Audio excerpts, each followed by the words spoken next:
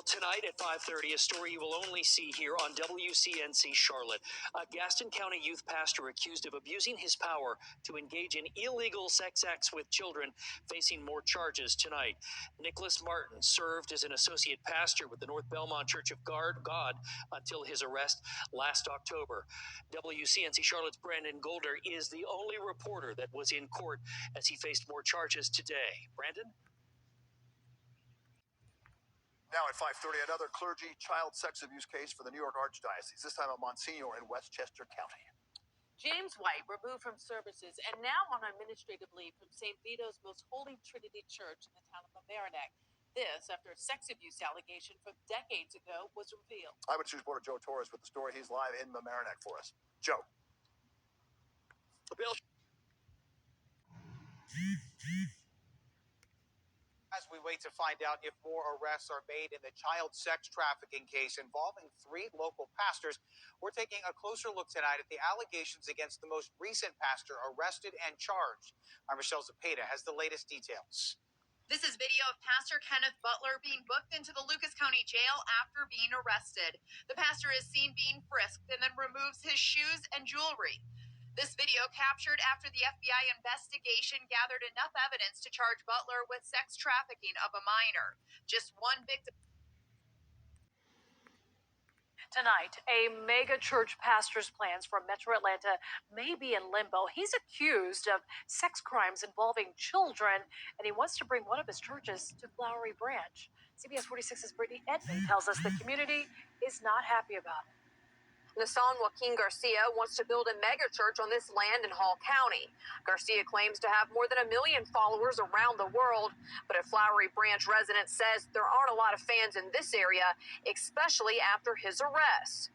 Prosecutors say Garcia and his co-defendant forced victims to perform sex acts by telling them that refusing would be going against God.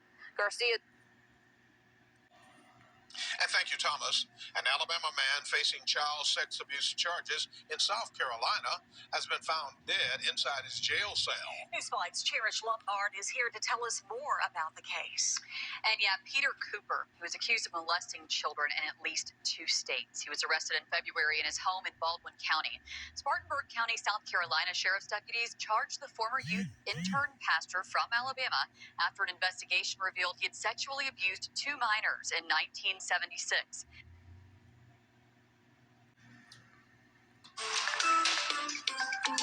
Facebook has blown up with comments about a pastor from Virginia Beach who's facing charges related to prostitution. Chesterfield County Police arrested John Blanchard and 16 other people in an operation the department conducted. Blanchard is a pastor at Rock Church in Virginia Beach. Investigators say he tried to meet up with someone he thought was underage for sex. And Sparacco has reaction. The arrest of Virginia Beach pastor John Blanchard is shaking up the church community. Hundreds of people have commented on the story on our Facebook page. One person wrote, "Very sad if these allegations are proven true." A pastor and registered sex offender now faces charges on 500 counts of possessing child pornography.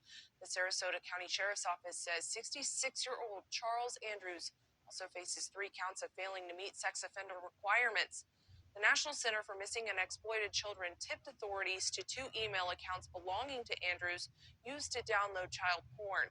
Investigators traced the accounts, both of the accounts, to his home IP address. Now, a convicted registered sex offender from a 2006 case of second-degree sexual abuse in Alabama, Andrews is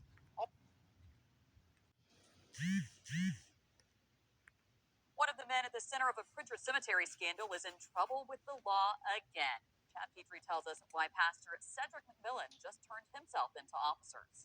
Cedric McMillan walks away from municipal court minutes after an arraignment on a charge of harassment, the latest in a string of charges against him.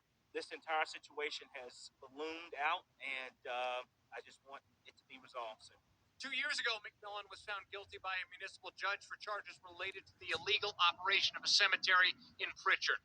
The prosecutor says this new charge is tied in with the cemetery investigation. Understanding that this is the victim was a witness that's in these other cases, and all I can say was a harassment charge filed by the victim. Monday marks the 7th time McMillan has been booked into Mobile Metro Jail in nearly a decade's time.